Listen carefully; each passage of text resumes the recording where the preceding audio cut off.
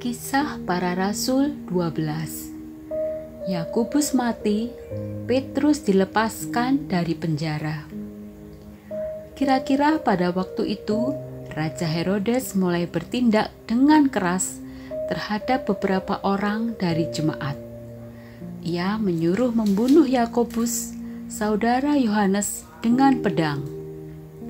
Ketika ia melihat bahwa hal itu menyenangkan hati orang Yahudi, ia melanjutkan perbuatannya itu dan menyuruh menahan Petrus. Waktu itu hari raya roti tidak beragi.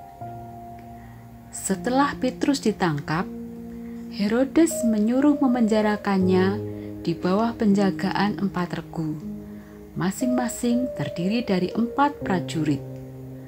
Maksudnya ialah supaya sehabis Paskah ia menghadapkannya ke depan orang banyak.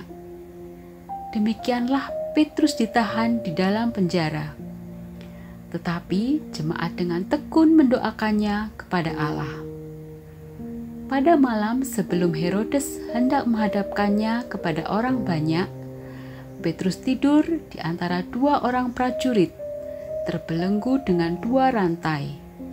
Selain itu, prajurit-prajurit pengawal sedang berkawal di muka pintu. Tiba-tiba berdirilah seorang malaikat Tuhan dekat Petrus dan cahaya bersinar dalam ruang itu. Malaikat itu menepuk Petrus untuk membangunkannya. Katanya, "Bangunlah segera." Maka gugurlah rantai itu dari tangan Petrus. Lalu kata malaikat itu kepadanya, "Ikatlah pinggangmu dan kenakanlah sepatumu." Ia pun berbuat demikian. Lalu malaikat itu berkata kepadanya, "Kenakanlah jubahmu dan ikutlah aku." Lalu ia mengikut malaikat itu keluar dan ia tidak tahu bahwa apa yang dilakukan malaikat itu sungguh-sungguh terjadi. Sangkanya ia melihat suatu penglihatan. Setelah mereka melalui tempat kawal pertama dan tempat kawal kedua, sampailah mereka ke pintu gerbang besi yang menuju ke kota.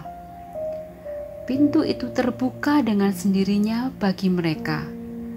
Sesudah tiba di luar, mereka berjalan sampai ke ujung jalan, dan tiba-tiba malaikat itu meninggalkan dia.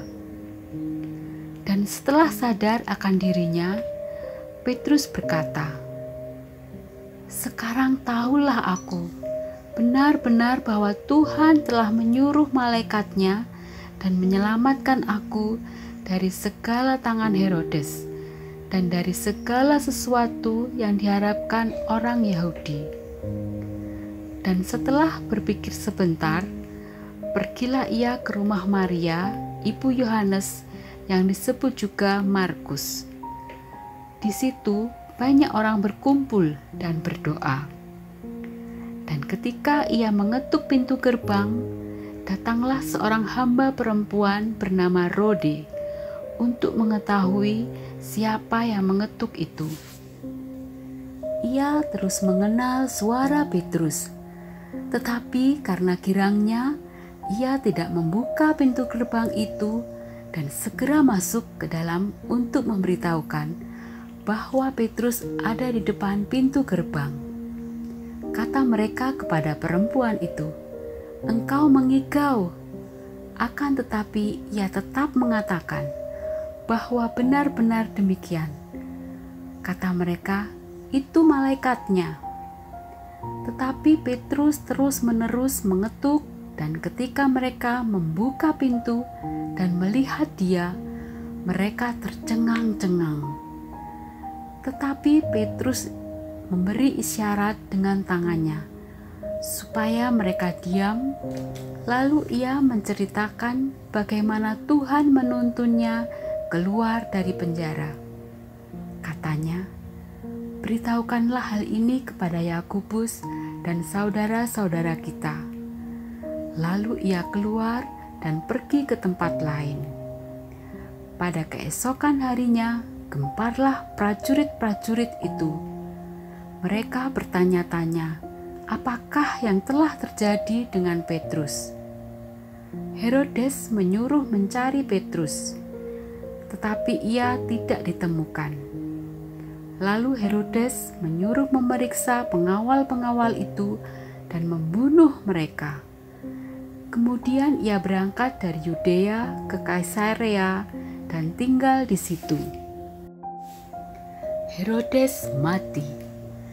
Herodes sangat marah terhadap orang Tirus dan Sidon. Atas persetujuan bersama, mereka pergi menghadap dia. Mereka berhasil membujuk Blastus, pegawai istana raja, ke pihak mereka.